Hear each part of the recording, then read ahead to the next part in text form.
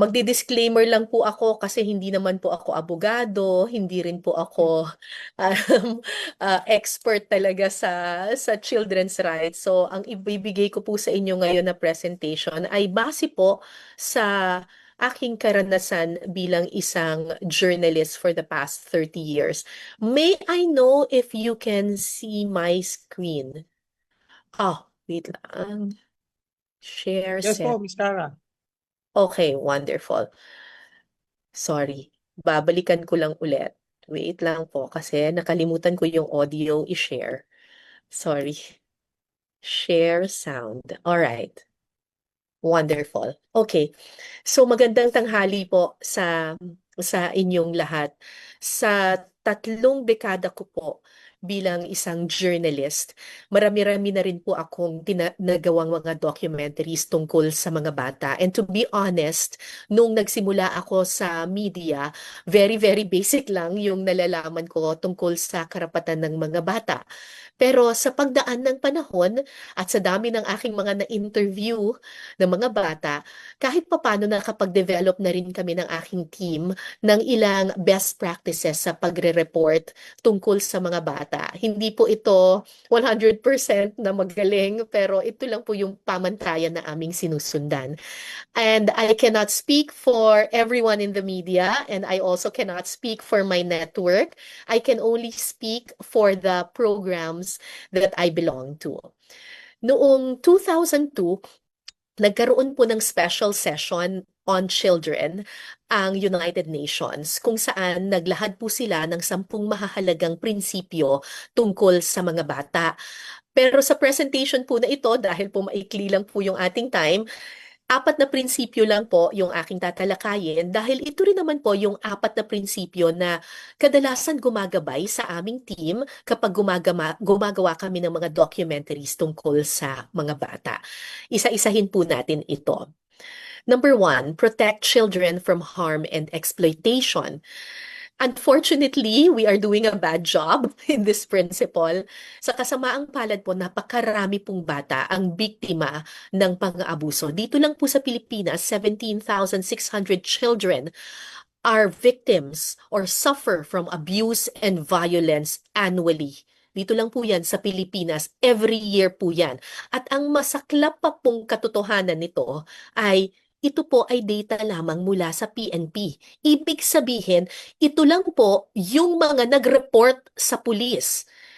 Ang masaklap na katotohanan sa lipunang ito, marami pong mga biktima, karamihan sa kanilang mga bata, hindi po sila nagsusumbong at nakukulong sila sa katahimikan. Noong 2024, ginawa namin ang documentary na Kapalit ng Katahimikan. Alam niyo po, sa 30 years ko bilang isang mamamahayag, ito na ata yung pinakamahirap tsaka pinakamasakit na docu na sinulat ko, na sinut ko at sinulat ko. Iyak ako ng iyak habang nagsusulat ako ng script na ito. Tungkol ito sa isang komunidad sa Maguindanao kung saan yung mga batang biktima ng rape ay hindi lang nananahimik, pinapakasal pa sila sa kanilang mga rapist. Trigger warning lang po sa ating mga manonood. Tinakpan po namin yung mukha ng mga biktima dito sa doc.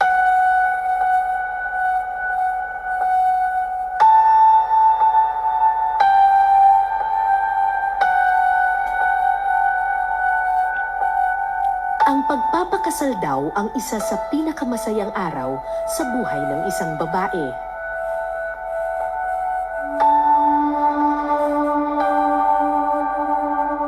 Pero paano kung ang lalaking pakakasalan mo, ang lalaking nang abuso rin sa iyo?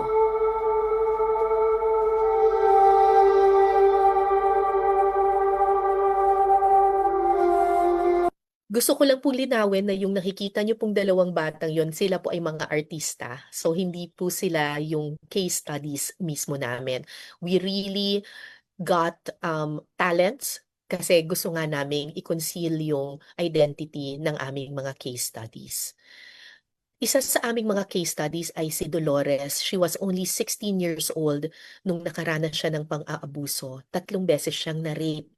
Pero dito sa 3 beses na nagkaroon siya ng ganitong klasing insidente, ganitong klasing trauma, hindi siya nag-file ng kaso.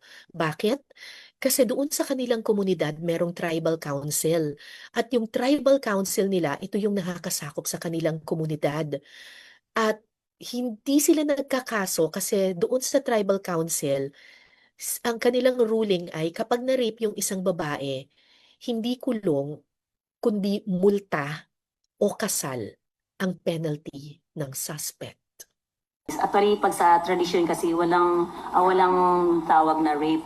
Kumbaga yung isang lalaki, halimbawa pag gusto niya yung yung isang babae, kumbaga 'di ba pag hindi niya dinadaan sa panindiga or parang may kasabihan niya parang sa dinadaan sa sampang paspasan, pero actually mahal na mahal niya yung babae. Mas minsan yung yung babae kasi hindi niya gusto, parang ang natawag doon pag sa mainstream niya nagiging rape. So pag ayaw ng babae, so ang gagawin doon, mayroong mga dowoy na yung pinalidad niya is yun yung kahihiyan. So, babayaran po yun. Babayaran yung kahihiyan? Opo. So, yun po yung nangyayari sa... Magkano yun? Imbis na magkaso laban sa nanggahasa sa kanya, tinanggap ng pamilya ni Dolores ang tinatawag nilang bayad sa kahihiyan. Binayaran kayo? O na isang kabayo tapos 6,000 na yun. 6,000 isang kabayo yung multa niya. Binayaran man ang kanyang katahimikan, hindi naging tahimik ang mundo ni Dolores. Makalipas ang ilang taon, naulit ang pang-aabuso. Ang desisyon ng konseho, ipakasal si Dolores sa lalaking nagsamantala sa kanya. Sampal sa mukha ng isang babae, kung yung lalaki gumamit sa kanya ay hindi tinatayuan ang problema. Pero kung tinatayuan ang problema, hinaharap ang problema, nag-asawa sila, so stop ang issue, walang issue. Na-stop yun lahat ng dahil nag-asawa sila. Yun na. Kasi parang hindi na siya ni-rape? Pero ni-rape siya eh. Ganon ang tingin namin. Sobrang sensitibo nitong topic na ito at hindi po ito isolated case. Marami pong mga kaso ng ganito doon sa pinuntahan naming lugar sa Maguindanao. Napakasensitibo ng ganitong topic, and I remember mga 3 to 6 months namin itong ni-research. Bago kami nag-shoot ng documentary na ito, kumonsulta muna kami sa DSWD, pati na rin sa National Commission for Indigenous Peoples, NCIP, at kumonsulta rin kami sa isang child psychiatrist na nag-handle ng mga trauma from the PGH. To really ask them how we should approach this issue. Kinuha muna namin yung consent ng mga magulang at may kasama rin kaming mga social workers from the DSWD throughout the whole shoot. Pinili rin namin na hindi interviewin yung mga batang biktima kasi ayaw naming dagdagan yung kanilang trauma. Actually, nung sinabi ko to doon sa aming boss, medyo nagulat sila. Kasi usually ini-interview naman yung mga victims. And minsan pa nga ini-interview pa para maging mas dramatic kapag umiyak na yung biktima. Pero we actually put our foot down kasi nanay din po ako at maraming members ng aking team nakaranas din ng pang-aabuso once in our lives, and we know the trauma of this kind of sexual abuse. So we put our foot down and we quoted and to quote the United Nations Special Session on Children, put children first. That's the second principle. Put children first, always in the best interest of the child. Kung pagmamasdan sila ngayon, masayahin ang magkapatid na itatago natin sa pangalang Marisol at Hasmin. Walang bakas ng bangungot na sinapit nila noong nakaraang taon sa kamay mismo ng kanilang tiyo. Pinili talaga naming hindi na interviewin yung dalawang bata. Kasi alam namin kung gaano kahirap yung isalaysay yung traumatic na pangyayari sa iyo. So, imbis na kausapin ko yung dalawang bata at interviewin sila, babasahin ko na lang yung kanilang sinumpaang salaysay. Hindi ko na po matandaan kung kailan po ang unang pangyayari, pero ang natatandaan ko po ay sa may sagingan. Kasama ko po ang kapatid ko para maligo. Sinandan po kami ni Tito at nang lumapit na po siya, ay pinauwi na po ang aking kapatid. At ano ang ginawa sa iyo nung mga oras na iyon? Hinubaran niya po ako, inalis niya po ang aking damit, at pagkatapos ay inalis din niya ang kanyang shorts. Sinabi niya na huwag kong sasabihin kahit kanino ang ginawa niya dahil papatayin na daw po ang mga magulang ko. Umiyak po ako kasi masakit po ang ginawa niya sa akin. Maraming beses na kinailangan kong tumigil sa pagbabasa. Masyadong mabigat ang salaysay ng bata, lalo pat alam kong 10 taong gulang lamang si Marisol noon. Sa totoo lang po, hindi ko po natapos yung testimony. So, hindi ko na nga in-interview yung mga bata. Kasi ayokong i-recount nila all over again yung trauma. So sabi ko yung sinumpaang salaysay na lang doon sa DSWD. Pero kahit ako just reading it, sobrang na-traumatize din ako. So we ended up not reading a significant part of the testimony. Kasi pakiramdam ko hindi na naman kailangan at ayoko ring i-traumatize yung audience ko. Kaya mapapansin nyo rin if you watch the whole documentary, wala po kami, not a single scene na reenactment na may makikita po kayong sexual abuse. Unlike the things that they do in other programs or in other news na meron silang actual na reenactment ng rape. Wala kaming pinakita because not only do I do not want to traumatize my case studies, I do not want to traumatize my audience as well. I really wanted to, sana hindi ko na lang interviewin yung nanay, pero we did not want to end to the documentary to end that way. We do not want to sensationalize the issue and just leave it that way na victim sila.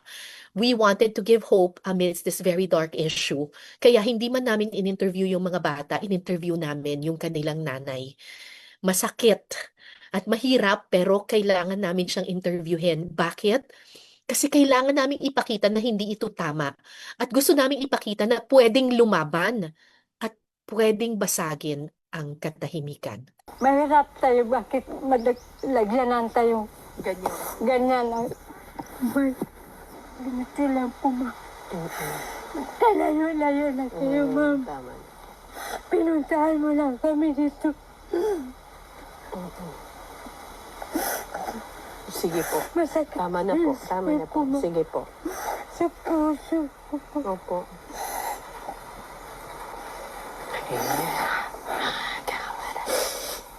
Okay na po. Kaya nga, sabi ko mga Okay na bata, po, okay na tapusin po. na mga Opo, opo. pag-aral para hindi kayo Mm-mm. balikan ang kayong nangyari. Opo, opo. Sige po. Hindi ko na po kayo tatanungin. Sorry po. Sorry. Hangad ng bawat ina ang ilayo ang anak sa kapahamakan. Pero paano kung ang halimaw ay nasa loob ng iyong tahanan? Masakit yung nangyari. Opo, alam natin yun. Masakit yung nangyari. Pero pwedeng bumangon. Pwede tayong bumangon. Alam mo, ganito lang buhay namin, ma'am. Mm-mm. Kaya, maglaban lang kami. Kahit mahirap, Kahit lang, ganito lang buhay namin, ma'am. lalaban kayo. Opo. Kahit yung interview nung nanay, hindi ko rin natapos. I ended up saying sorry to Nanay Lydia and hindi ko na rin kaya. Sobrang, I don't want to traumatize her even more. This documentary was a finalist at the Cannes TV Awards when it aired. Pero sa totoo lang po, ang tunay na tagumpay, ito po, naipakulong po ni Nanay Lydia yung rapist ng kanilang mga anak. Despite the pressure that she endured from the tribal council and from her community. Tinulungan po siya ng DSWD at ng mga abogado ng Public Attorney's Office at naipakulong po, nakakulong pa rin po hanggang ngayon yung rapist ng mga bata. Kinuha rin po naming scholar yung dalawang bata, si Jasmine at Marisol, at ngayon nakabalik na ulit sila sa paaralan. We now move on to the next principle, which is invest in children. Sabi ng United Nations, if we want to eradicate poverty, invest in children. Unfortunately, hanggang ngayon, napakaraming bata ang biktima pa rin ng kahirapan. There are in fact 500,000 Filipino children who are child laborers. Mga bata katulad ni Anthony.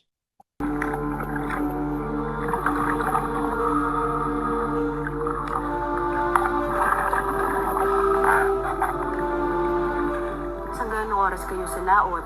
Abot na ng alas 6. Na umaga? O tapos anong oras ang pasok sa eskwela? Alas 7. Kailan ka matutulog? Hindi na. Magkakape na lang. There is something wrong when you see a child na may eye bags, and something wrong when you see a child na nagkakape at 10 years old kasi he has to stay awake. Sinamahan namin siya sa school, tapos naaantok siya kasi pagod na pagod pa siya sa pagtatrabaho. Nung in-interview namin si Anthony, nag-consult din muna kami, humingi kami ng consent sa kanyang magulang, sa kanyang teacher, at saka doon sa social workers in the area. Si Anthony, unfortunately, is not an isolated case. Bahagi ng buhay ng mga bata sa Giwan Eastern Samar yung ginagawa ni Anthony. Sumisisid siya for sea urchins every day para kumita ng 20 pesos per day para lang may pambaon siya sa eskwelahan. Pero alam niyo po, when I do documentaries on children, whether they're child laborers or victims of abuse, ayoko sanang mag-focus on just their case or focus on just their work or focus on just the abuse. I especially want to show that they are still children.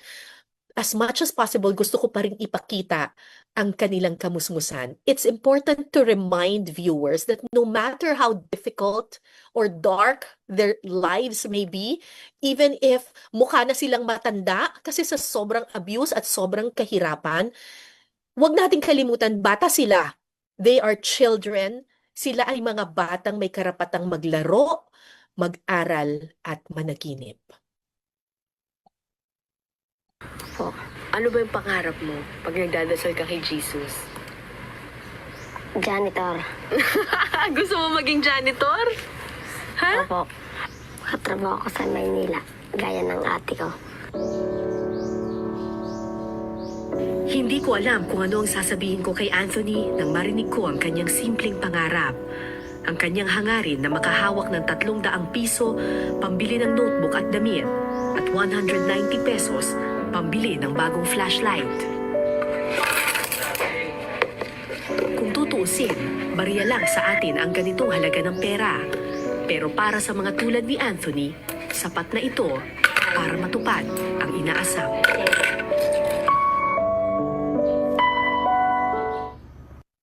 The documentary earned for us the nomination. It was the first documentary in the Philippines to have a nomination at the International Emmy Awards in 2012.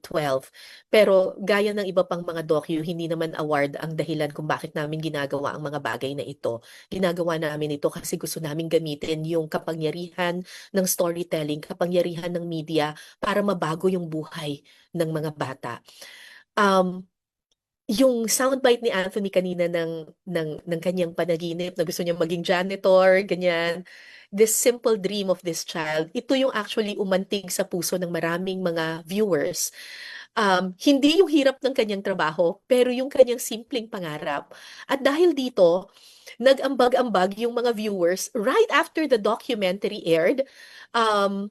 at inilagak namin sa isang educational fund yung kanilang mga inambag na mga pera sa aking munting foundation, yung Project Malasakit, na nagpapaaral ng mga kapuspalad na bata.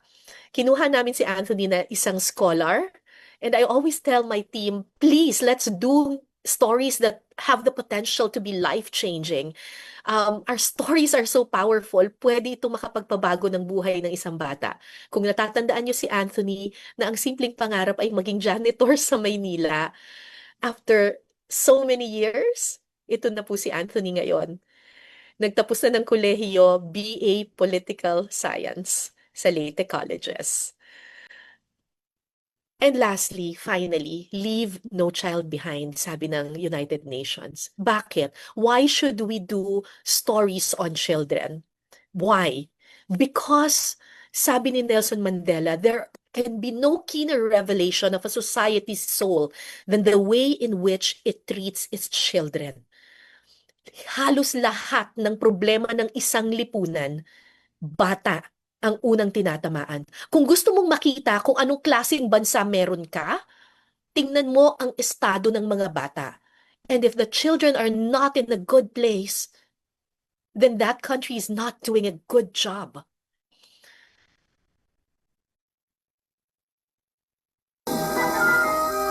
Ang pamilya raw ang pinakamaliit na salamin ng lipunan.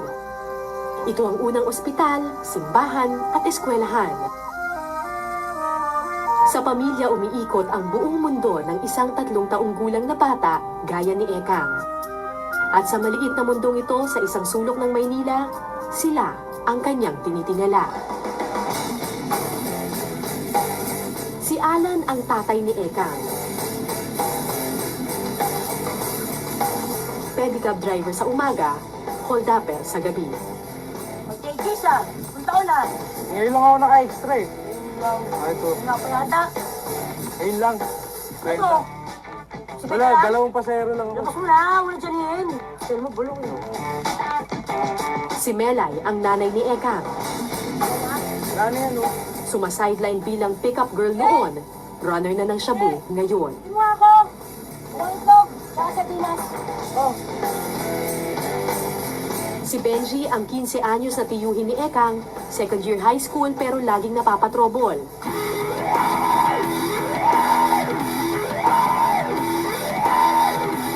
Nagyoyosi, umiinom, bulakbol. Si Nanay Lita ang lola ng bata. Dating hostess, ngayon bugaw na ng mga babae. Sila ang ilaw, haligi at konsensya ng kanilang tahanan. Sila ang mga bida sa mata ni Ekang. Kung ganito ang mundong kinalakihan mo, ano kaya ang kinabukasan ng batang ito? 9 years after the documentary aired, nilunsad ni Pangulong Duterte ang drug war at libo-libo ang naging biktima ng extrajudicial killings. The first thing that came to my mind, si Ekang. 9 years later, sabi ko, nasan na tong batang to? Ano kayang nangyari sa kanya? Kasi alam ko, runner ng Shabu yung nanay niya. So, ano kaya ang nangyari kay Ekang? So, what did I do? Hinanap ko si Ekang, and unfortunately, nalaman ko na yung nanay niya, si Melay, ang isa sa mga unang biktima ng drug war, binaril sa harap mismo ni Ekang. She witnessed the death of her mother. Tapos, hinuli naman yung kanyang tatay at nakakulong for drugs. Ang pinagdarasal lang niya ay sana daw pag lumaki ka, hindi ka maging katulad ng buhay niya. Makatapos ka ng pag-aaral mo. Yun ang sinabi niya. Para may kinabukasan ka. Huwag siya mag-aalala sa amin.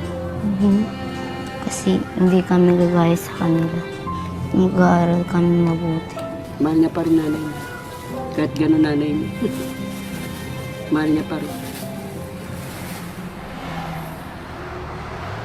Sa kanyang pagbabalik sa dating tahanan, halos wala namang nagbago sa komunidad. Laganap pa rin ang kahirapan, buhay pa rin ang mga lumang problema ng lansangan. Wala mang nagbago sa kanyang kahapon, posibleng magbago ang landas ng ngayon. Dahil gaano man kadilim ang nakaraan, buhay ang pag-asa sa mata ni Ekang. Nung nahanap ko si Ekang noong 2019, hindi ko na siya binitawan. Sabi ko, wala ka ng nanay, wala ka ng tatay. Let me take care of you. And sinubaybayan namin si Ekang. Dinala namin siya sa ibang lugar. Hinanap namin yung kanyang ibang relatives. Tapos doon siya tumira. And after that, pinag-aral namin si Ekang. And after so many years, sabi ko nga, gaano man kadilim ang kahapon, posible pa rin ang liwanag sa landas ng ngayon. Alam niyo po, next week po, graduation na ni Ekang. Ako po ang aakyat sa entablado at tatay yung magulang ni Ekang. Kasi posible ang liwanag kahit gaano kadilim ang ating kahapon. Our stories are powerful. Sana gamitin natin ang kapangyarihan ng ating mga kwento tungo sa isang ligtas na mundo, tungo sa isang ligtas na kinabukasan para sa ating kabataan. Maraming salamat po sa inyong pakikinig. Thank you very much for inviting me.